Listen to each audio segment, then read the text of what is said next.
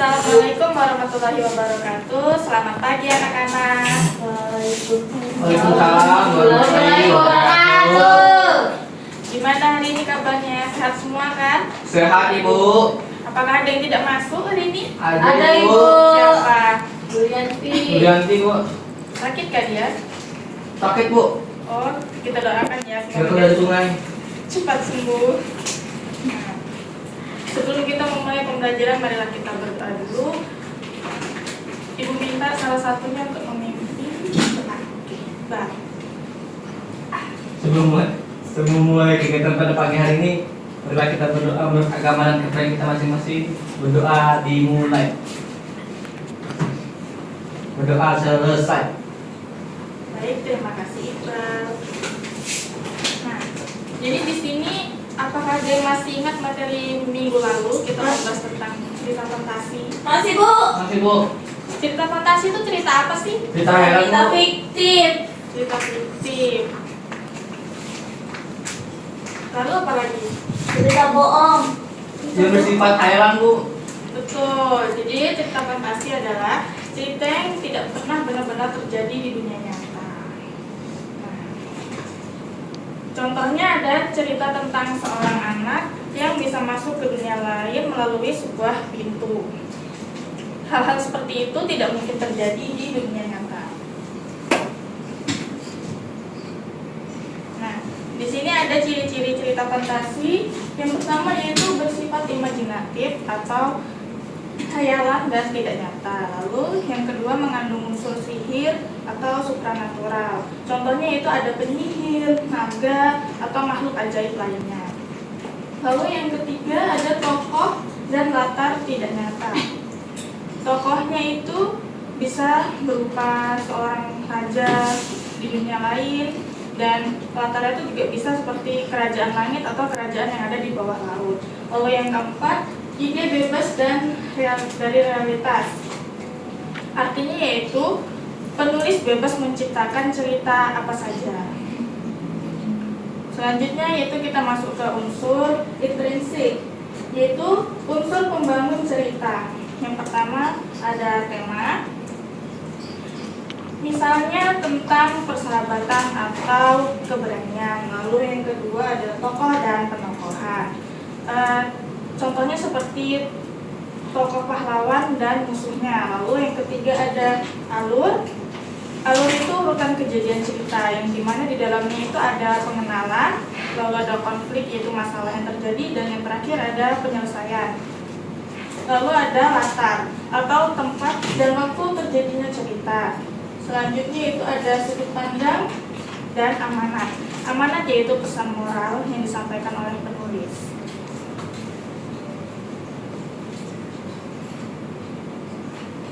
Selanjutnya itu tokoh dan karakter.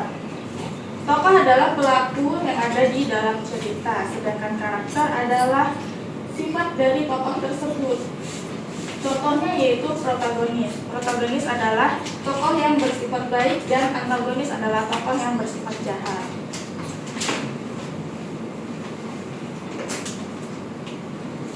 Berikutnya itu alur cerita. Alur adalah rangkaian peristiwa. Jenis alur itu ada alur maju, alur mundur, dan alur campuran. Dan di dalam alur terdiri dari orientasi yaitu pengenalan, konflik yaitu masalah, dan resolusi yaitu penyelesaian. Selanjutnya yaitu ada latar. Latar itu berupa tempat, waktu, dan suasana yang terjadi di dalam cerita tersebut, dan biasanya itu bisa nyata atau imajinatif. Selanjutnya itu ada amanat. Amanat adalah pesan moral yang disampaikan oleh penulis yang biasanya dapat kita petik di akhir cerita. Dan amanat itu bisa disampaikan secara tersurat maupun tersirat. Nah, di sini ada satu contoh cerita. Tugas kalian adalah mencari unsurnya, yaitu tokoh, alur, dan amanat. Ibu beri waktu selama 3 menit.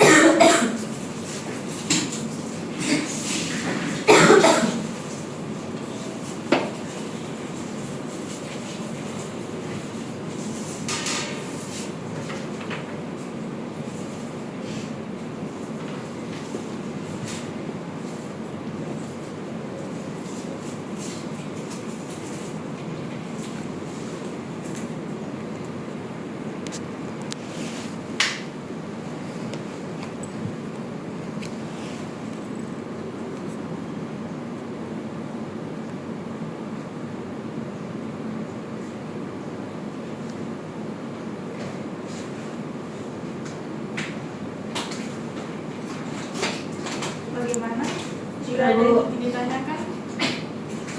Soalnya alur itu kelihatan. Udah paham nih Bu? Sudah paham, Bu? Oke. Jadi di sini siapa yang mau menyampaikan jawabannya?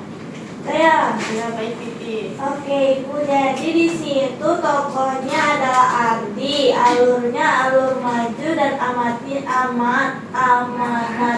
itu Ardi belajar bahwa keberanian sangat penting dalam menghadapi masalah. Iya, betul Pipin. Yeay, 100, yeay, masuk BK. Iqbal, Ibu, penyihir itu termasuk tokoh tidak Ibu? termasuk. Berarti Pipit salah dong Ibu tadi. Ya, Nggak salah, dia cuma kurang tokoh aja. Di sini Ya. tokohnya ada 3, Ardi, Rumah, dan penyihir jahat. Oh begitu Ibu. Iya. Jadi kita bahas lagi sama-sama.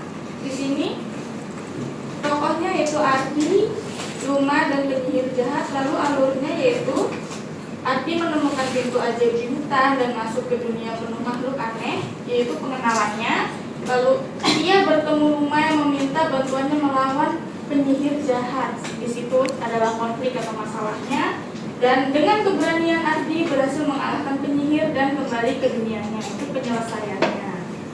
Dan untuk amanatnya yaitu sejak saat itu Ardi belajar bahwa keberanian sangat penting dalam menghadapi masalah. Oke, selanjutnya itu tugas kelompok. Di sini Ibu mau kalian membuat kelompok 3 kelompok ya di sini. Jadi satu kelompok terdiri dari 2 orang. Tugasnya itu membuat cerita fantasi pendek saja, 1-2 halaman. Dan wajib memuat unsurnya yaitu tema, tokoh, dan karakter, alur, latar, dan amanat. Dan ketentuannya itu bersifat imajinatif, dunia sihir, makhluk ajaib, dan lainnya. Dan gunakan bahasa yang jelas, dan jangan lupa berikan judul yang menarik. Oke, sudah selesai. Yeay. Terima kasih Bu.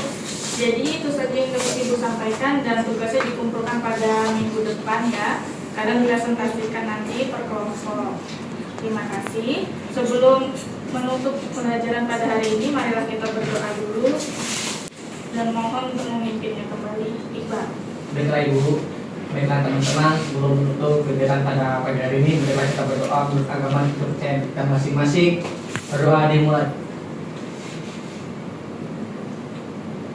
Doa selesai. Amin.